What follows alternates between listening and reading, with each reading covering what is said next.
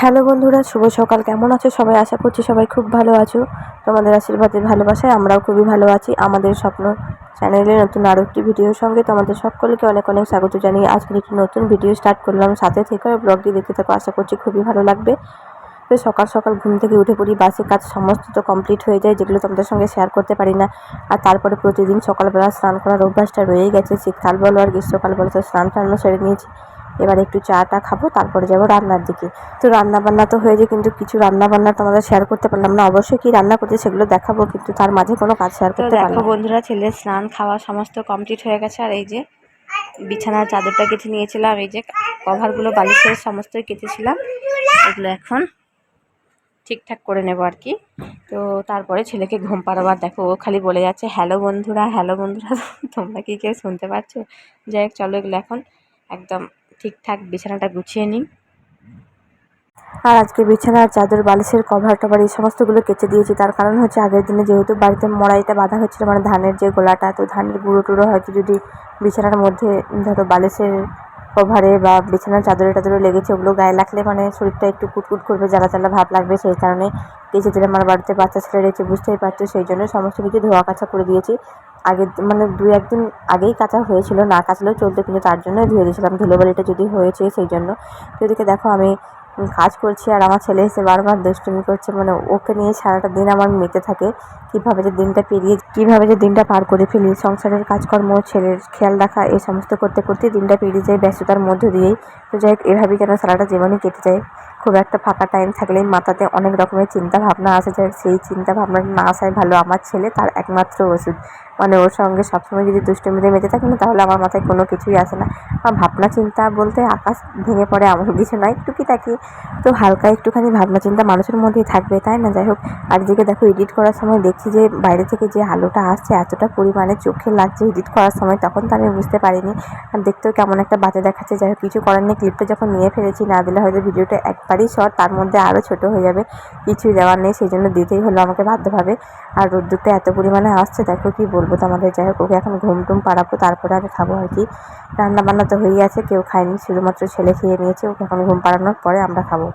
আর এদিকে আমার বিছানাটা জন্য একদম গোছানো কমপ্লিট হয়ে গেছে। তারপরে যে কি রান্না বান্না করেছি তোমাদেরকে এক ঝলক না দেখালে তো মনে শান্তিই হয় না, সেই কারণেই দেখাতে চলে আসলাম কি রান্না বান্না করেছি। তো আজকে লাউ ডাল করেছি, কুমড়োর তরকারি, আর রয়েছে চিকেন কষা। তো এই হচ্ছে 3 পদের রান্না বান্না, এই দিয়ে আমাদের বেশ ভালো মতো খাওয়া দাওয়া হয়ে যাবে। এমনকি রাত্রের জন্য তরকারিটা থেকে যাবে, ভাত তরকারি সবই, মানে এক কথায় 2 বেলায় সুন্দরভাবে খাওয়া দাওয়া হয়ে যাবে। সেই জন্য একদমই এখন থেকেই টেনশন ফ্রি, রাত্রের রান্নাটা করতে হবে না। যাই হোক, এই ছিল আমার দুপুরে রান্না বান্না।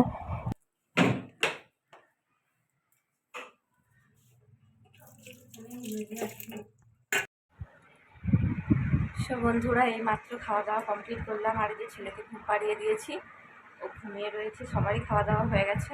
তো এখন একটুখানি শোবো, আর এখন বাজে 3টে, তো সেই 5টার দিকে উঠবো আর কি। শুয়ে থাকবো, ঘুম হবে কিনা বলতে পারছি না, ফোন টোন একটু থাকবো। তো চলো একটু শুয়ে পড়ি। আর দরজা জানলা সমস্ত বন্ধ করে দিয়েছি, প্রচুর পরিমাণে রোদ গরম আসছে বাইরে থেকে। বন্ধুরা, এই হচ্ছে আমার ঘরের অবস্থা, চারিদিক একদম অন্ধকারাচ্ছন্ন। তো দেখো, এই যে পর্দা ফেলে দিয়েছি, কারণ প্রচুর পরিমাণে রোদ। আর দেখো রোদের ছটাটাও বোঝা যাচ্ছে পুরো, দেখো ওখানটাতে, কারণ জানলাটা ছিটকে নিতে দেয়নি, শুধুমাত্র লাগিয়ে দেওয়া হয়েছে, তো সেই জন্য আলাদা করে লাগিয়ে দিয়েছি। তো দেখো রোদটা বাইরে থেকে একদম পুরো আসছে, লাইট হয়ে গেছে ওই জায়গাটা। তো ছেলে ঘুমিয়ে পড়েছে, আমি একটুখানি শোবো। আর দাঁড়াও, ফ্ল্যাশ লাইটটা জ্বালালে দেখি কেমন দেখায়। তো এই যে হচ্ছে অবস্থা, দেখো ফ্ল্যাশ লাইট জ্বালিয়েছি, তাতেও কিন্তু ওই যে রোদ্দুর যেখানটা হয়েছে ওই জায়গাটা একদম পুরো বোঝা যাচ্ছে যে প্রচুর রোদ্দুরটা ওই দিক দিয়ে আসছে। আর গরমও আসে ওই জানলাটা দিয়ে প্রচুর, মানে রোদটা যেহেতু আসে তো গরম তো থাকবেই, এমনিই গরম, তার উপরে আবার রোদ্দুর থাকলে বুঝতেই পারছো। ছেলে ঘুমিয়ে পড়েছে, দরজা জানলা সমস্ত এখন বন্ধ, 5টা অবধি এখন। তারপরে আবার ঝাটপাট দেবো, রাত্রে রান্না বান্নাও আজকে নেই। তো বন্ধুরা, যখন থেকে গরমকাল পড়ে গেছে, মানে একদম অতিরিক্ত গরম পড়ে গেছে, তখন থেকে কিন্তু 2 বেলার ভাতটা এক বেলাতেই করে নিই আর কি। শুধুমাত্র ভাতটা, তরকারি কিন্তু প্রতিদিনই করতে হয়, মাঝে মধ্যে থেকেও যায়। আজ যেমন ভাত তরকারি 2 রয়েছে, সেই জন্য কাজের চাপটা একটু কম। আর যেদিনে রান্নার চাপ কম, সেদিনে সব চাপ কম। তো একটুখানি মানে সে করার জন্য, মানে এটা ওটা কাজগুলো করার জন্য, সেই জন্য একদম টেনশন ফ্রি। তো চলো বন্ধুরা, আজকে ভীষণ মজা হচ্ছে, রাতে রান্নাটা নেই বলে। আমার যেদিন রাতে রান্না থাকে না সেদিনই খুবই ভালো লাগে, জানি না, মানে একটুখানি হালকা থাকি, টেনশন ফ্রি। তো যাই হোক, চলো বন্ধুরা, এখন একটু শুয়ে পড়ি, তারপরে আবার বিকালবেলা তোমাদের সঙ্গে পরে কথা হচ্ছে। আর এদিকে দুপুরবেলায় একটু ফোন টোন ঘাটার পরেই ঘুম চলে এসেছিলো, তো একটু জাস্ট ঘুমটা লেগেছে, চোখটা জুড়িয়ে এসেছে, তখনই দেখি বর গরম গরম সিঙ্গারা নিয়ে এসছে। আর আমাদের এখানে এই সিঙ্গারাটা খেতে দারুণ দারুণ টেস্ট, নিরামিষ কিন্তু দারুণ টেস্ট একটা।